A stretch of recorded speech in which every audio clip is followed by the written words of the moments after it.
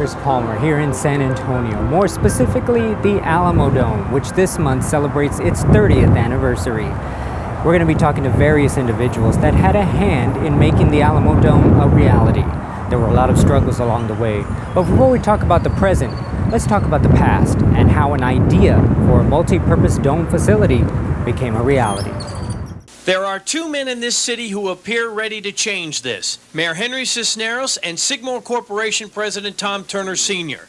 Tom Turner took a gas station and made it $1 billion corporation. He's a businessman who would like to see Major League sports come to San Antonio, but he admits it won't be easy. You've got to have the stadium damn near, a commitment for a stadium before you go out and try to get a team. Mayor Henry Cisneros visited with Baseball Commissioner Bowie Kuhn and NFL Executive Director Don Weiss. He wanted them to know that San Antonio is interested in Major League sports. A local sports writer downplayed the trip, said it would be 15, 20, 25 years before we'd get a stadium. And he wrote, "Not only is a stadium off in Never Never Land, but San Antonio cannot support a Major League Baseball franchise that calls for 80 home games."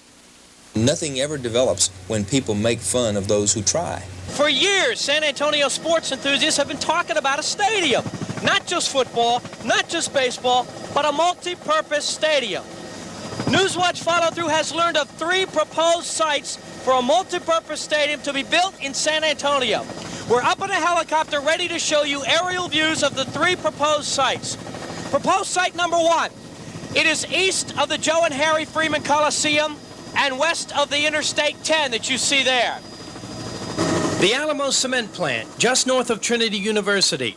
This is a company that is moving, and the land is prime for a major stadium.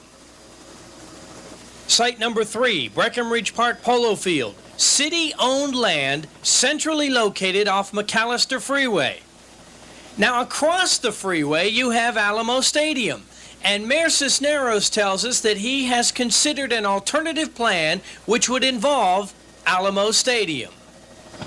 I've asked Mr. H.B. Zachary to do a private, at his expense, quick analysis of whether or not there's any possibility that we could be doing some double decking on Alamo Stadium as it exists today. Two very important people, the mayor of our city and a man who has vested interest in sports, want to see it happen within 10 years. All I can tell you is it's not going to happen if people don't believe it can happen. First, you got to believe, First, you got to have the faith that it's possible to do and then work real hard at it. It's not going to happen with everybody saying, well, it can't happen, therefore I'm not going to exert any effort. It can't happen, therefore there's no sense in my spending any time on it. Guaranteed it won't happen if people take that attitude. Well, discussions about San Antonio's proposed domed stadium continued last night. City officials held a workshop at the convention center to discuss the framework of the proposal.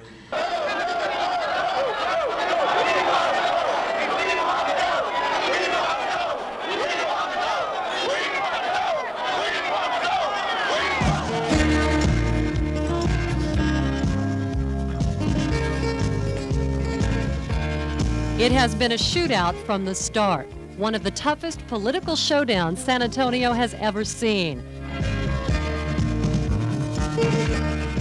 The duel over the dome, a verbal gunfight that has many voters wondering which side is wearing the black hats. Some have been searching for help from above. It's a holy war. It's the forces of right versus wrong. Others have been more down to earth. The people behind the dome, they read like who's who from the north side of the city of San Antonio.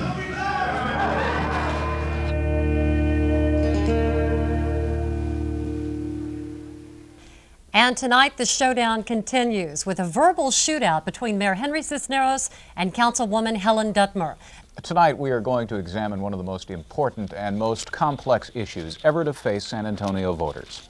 Whether to add a half cent to the city's sales tax to finance the construction of a stadium. The relative cost advantage of using the sales tax is such that because over 5 years the stadium is paid out completely, pay-as-you-go financing, it costs $174 million against any other approach that would require $435. And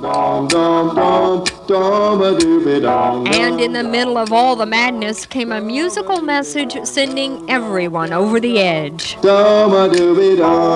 Alamodome.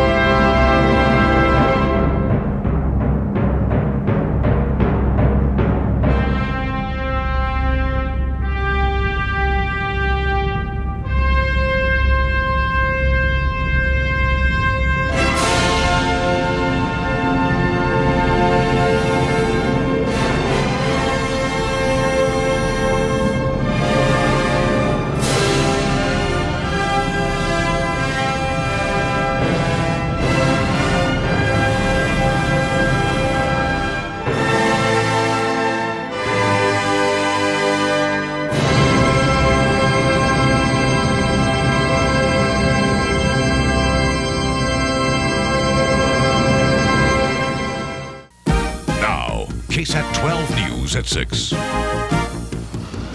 It started as a vision to brighten San Antonio's future.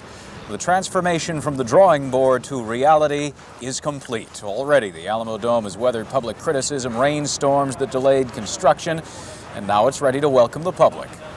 Good evening, I'm Bob Salter. And I'm Karen Gallagher, live from the Alamodome. Thanks for joining us this evening. In just 17 hours, thousands of people will pack the dome for the great grand opening tomorrow. Everything is far from ready, though. Workers are working around the clock, installing lights, laying bricks, fixing walkways, sweeping, and landscaping. That's just at the dome itself. The Via Bus Terminal is also undergoing final touches.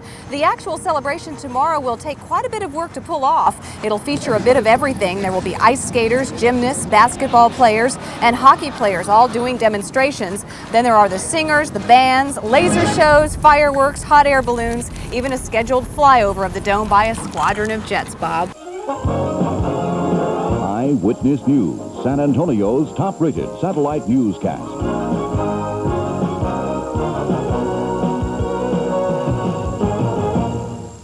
10 years and $186 million after it was proposed, the Alamodome is opening up to the residents of San Antonio and South Texas.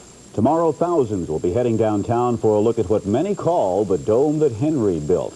Good evening, I'm Fred Lozano. And I'm Deborah Naponia. The Alamodome's grand opening is now just a little over 14 hours away. And, you know, a lot of people say it's Henry's hacienda, and I guess you can call it that. When San Antonio taxpayers agreed to build the Alamodome, it was with the hope and expectation it would draw some of the biggest sporting events in the world. Today, those dreams came true when it was announced that San Antonio would be the host of the 1998 Final Four in college basketball. Well, it's everything I expected. As I walked up right now this entranceway and looked up to see the scale of it, it's just a beautiful thing to see completed.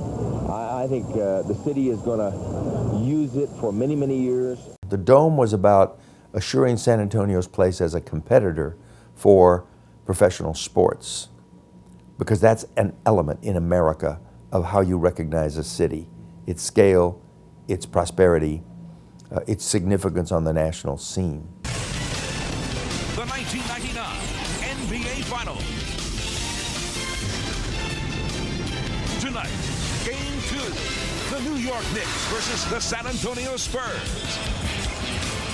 Another crowd in the vicinity of 40,000 is gathered at the Alamodome in San Antonio, knowing this might be the last time they'll see their beloved Spurs this year. In each of their first 3 playoff victories, they close their opponent out on the road. That Dome was home to the Spurs' first championship, and then to the Alamo Bowl. Tonight in the Alamo City of San Antonio, it's out with the old year and in with the new at the state-of-the-art Alamodome. And tonight, the city of San Antonio plays host to a bowl game for the first time since 1947. It's the first Builders Square Alamo Bowl. A crowd of more than 50,000 is expected to watch California take on Iowa. And then to UTSA's Division I program, and to numerous Final Fours.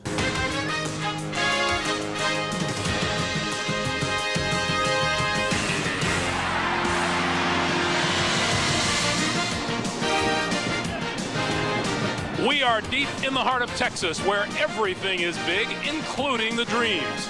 And tonight, under the roof of San Antonio's Alamodome, either Utah or Kentucky will realize college basketball's biggest dream, the national championship. Here inside the dome, the colors are Utah red and Kentucky blue.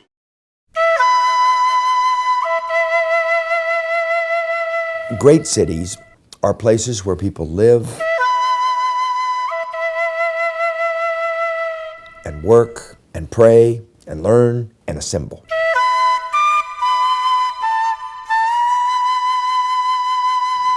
Part of the function of a city is to create the physical venues, the space where human beings can gather.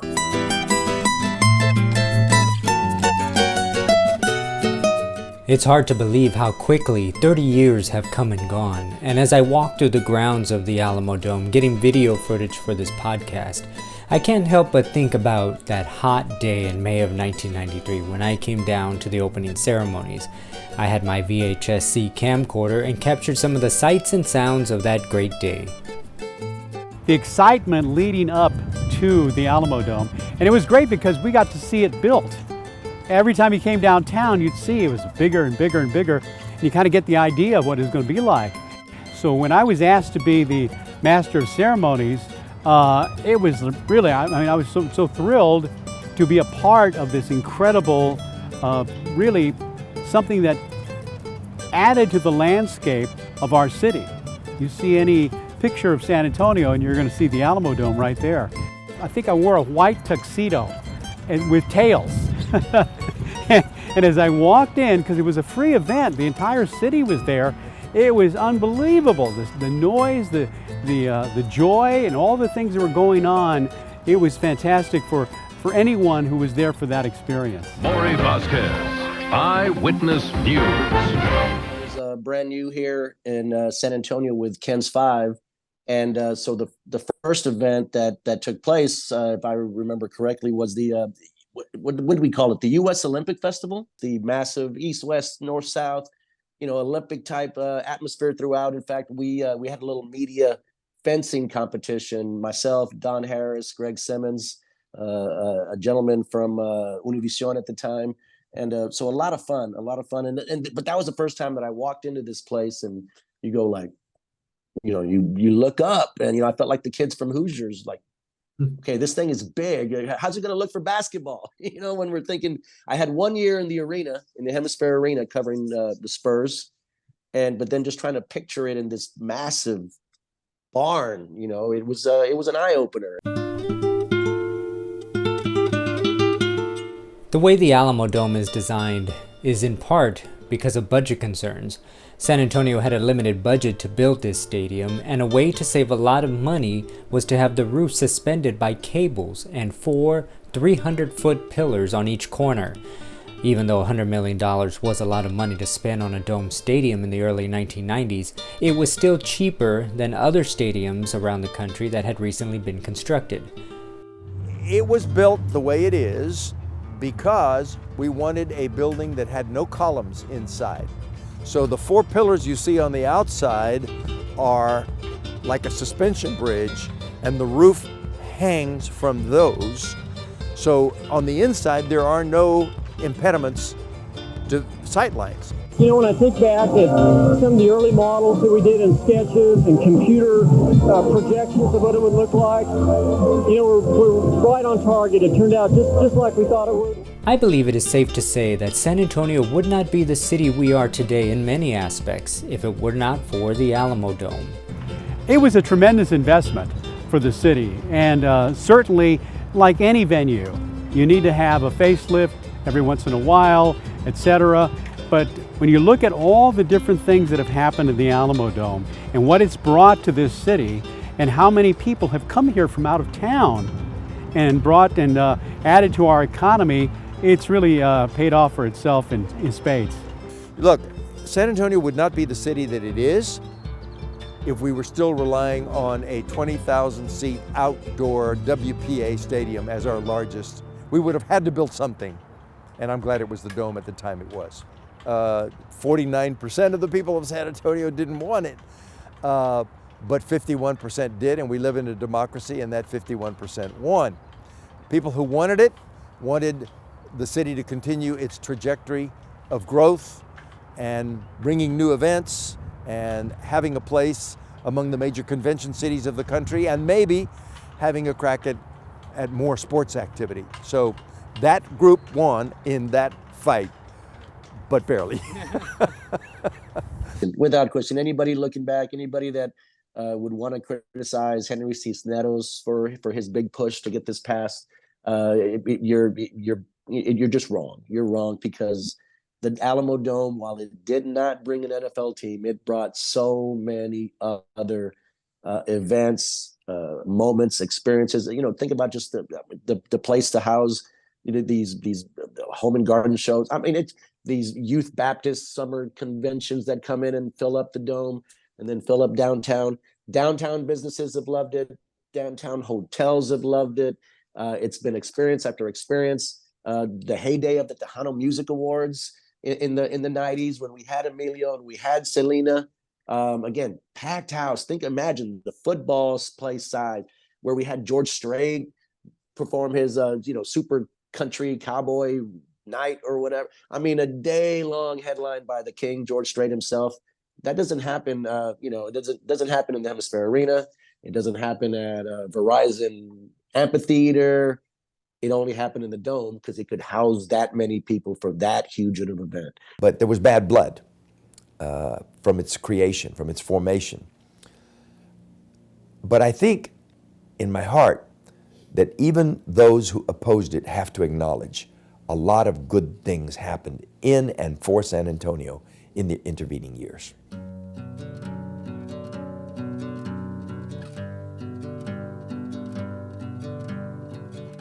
If you have ever been to the Alamodome, you have certain memories of good times spent with friends and family.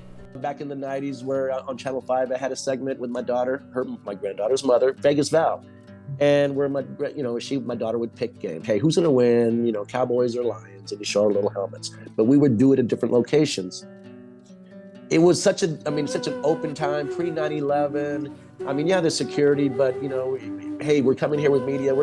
Can we go? I got my 3-year-old daughter. We're gonna kind of run around the dome and do this little segment. And they're just like, go ahead.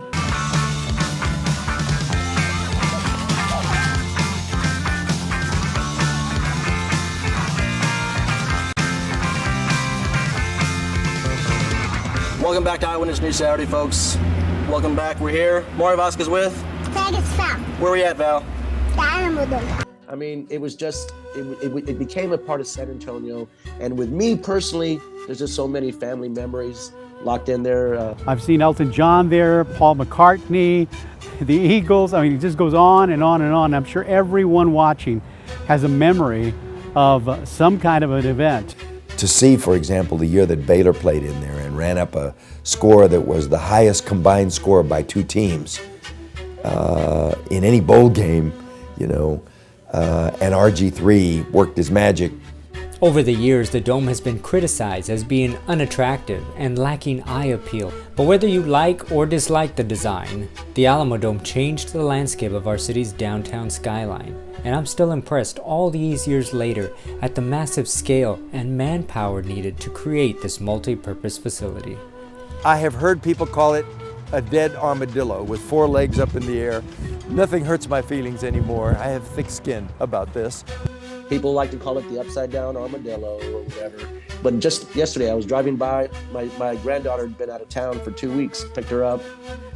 I had to bring her to work, so we're driving downtown. First thing she saw is the tower, so she knew she's back. Then she turns to her right and says, Alamodome. She's 4.5, but she knows what it looks like. Just like everybody else in San Antonio, as once it became a part of the skyline, it became part of the feel, and it became part of the history. 30 years, man, it's a special place. 3 decades have passed and San Antonio still does not have an NFL team. We had hoped that having a new dome stadium that would seat 65,000 plus would attract a team to move to San Antonio, or possibly get a team via an expansion of the league. But at this point in time, we are still waiting.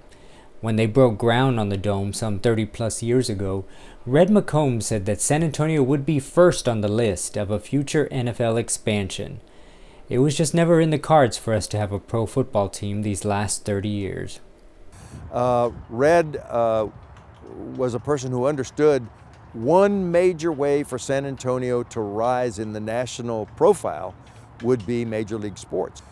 We took a whack at Major League football and had a run with the New Orleans Saints, had a run with the Oakland Raiders, had a run with the Vikings in the sense that Red McCombs owned the Vikings. But I don't regard the Dome as a failure because we don't have Major League football. The Final Four has been a repeat visitor there. We wouldn't have that without the Dome. The Dome is definitely, it didn't do what we wanted, right? And this is before I came to town, but it didn't bring that NFL team. I mean, we should have an NFL team instead of Charlotte or Jacksonville. We should, but expansion went to Charlotte and Jacksonville. So the Dome didn't bring a football team in, but man, it brought tons of memories, tons of moments. By the time San Antonio does get an NFL team, you can be sure that the league would want us to build a brand new state-of-the-art stadium. And then the questions would begin once again. How do we finance it? Where do we place it? And rest assured, it will cost much more than $100 million to build a new facility. But those are questions that will hopefully one day have an answer. Each of my guests on this podcast have a special memory of the Alamodome. For several years, I've done the world's largest safety patrol rally, where we have 3,000 to 4,000 kids, grade school kids, all come, and it's amazing because it's like, for them, it's like going to another country to walk into that Alamodome. We were able to air an interview that I got with Selena at the Alamodome. That interview happened 10 days prior, 10 to 12 days prior on a Saturday in 1995. Selena appeared at the Spurs NBA All-Star Stay in School Jam. So behind the blue curtain was where buses would pull in, come in to drop people off next to the curtain. Abraham Quintanilla driving the Selena bus has the bus waiting when she walks off stage or walks off from the floor. We're waiting with the camera crew, and hey, Selena, can we get a quick interview? Just 1 minute. And she goes, yeah, we got time. Abraham is at the bus. Selena, we don't got time. Let's go. And she goes, I got time, Dad. We got time. Selena, 1, 2, 3 questions and done. I turn to the photographer and I say, we got it. And he says, well, I got most of the first question, but my battery died. And I'm like, what? And so where you got another battery on you? And he goes, it's in the car, which means, again, he's at the curtain. He has to go the length of it, go outside, get to his car and go get a battery. And I thought, oh, well, she's got to go. Selena turns to us both and says, I can wait. And so the photographer, Eric Valadez, he busts ass to go get his battery, running, sprinting. Abraham is like, Selena, baby, wait, Dad, wait, we're going to do this. And so what you see on that YouTube broadcast of Kansas of the night, because again, once she passed away, we'd already aired it 2 weeks ago. But I called the desk and say, hey, we have this interview with Selena. It turns out it was the last interview Selena did. It was her last time in San Antonio. And we got it. And it only happened because Selena had a kind heart to stay and do it twice. And it happened in the Alamodome. But to answer your question, is there any moment when I sat there and said, I never imagined I'd see this? The recent baseball game, which I attended, was one of those. We didn't even consider the possibility of baseball because it requires a configuration that would have then rendered it impossible for other sports and other events. But people were creative and managed to carve out a way that we could put a baseball game in there. I went to the game and it felt like Major League Baseball. Those early years when the Dome opened, you would see it everywhere, from commercials to local news intros. Ready for this? A brand new season of Spurs basketball in the Alamodome. The Spurs are #1 and a knockout. Catch 45 nights of high-flying NBA hoops Spurs style. The sold-out Alamodome in San Antonio for the resumption of the battle between these two Texas Titans. The winner is one step closer to the championship round in the NBA. We are making history because this is the first ever television broadcast of an event from the Alamodome broadcast booth. The hype, the hoopla, the heroes, and all the cheers we're going to be hearing tonight.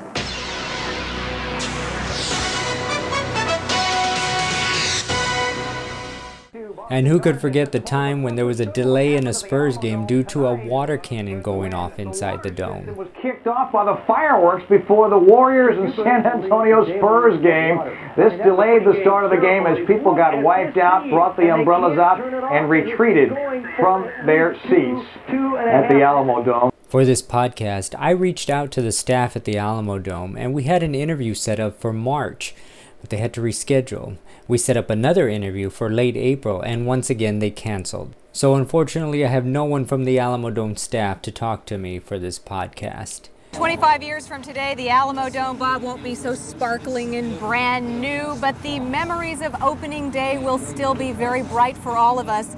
That's because in 25 years, they'll open up the time capsule buried As for that outside time the dome. capsule, someone from the staff at the Alamodome told me that they're not quite sure where the capsule is buried. Apparently, at one point it was dug up and buried in a different spot, and now no one seems to know where it is located. Now, if that isn't a San Antonio stuff, that's total like, hey, do you remember where you put the time capsule, man? It's like sometimes when you come home after a good night at Fiesta, and I don't know where I'll place I wear glasses. I'll put them, my prescriptions. I'll place them somewhere where I'm gonna remember where I put them, and I hit them too well, type of thing. I guess that seems to be somebody who moved it, forgot to tell everybody else that he moved it, and so now we're never gonna. That's kind of bizarre. That's bizarre, but that sounds like 210. I have no idea of where the time capsule might be. All I know is we've had 30 years of good use, and it has enabled us to play along with the other major cities in the country. When Christmas time and New Year's rolls around and the Alamodome is here and people come from Los Angeles because UCLA is playing and Texas because the University of Texas is playing, and the Riverwalk is completely full and every hotel is full in a time of the year when they wouldn't be, and people are out joyously on the streets. I don't need a time capsule to tell me it's been a good run. 30 years are in the books for the Alamodome, and here's to many more great events and memories for the next 20 years as we head towards the 50th anniversary. I'm Christopher Palmer, and thanks for watching The Timeline. We'll see you next time.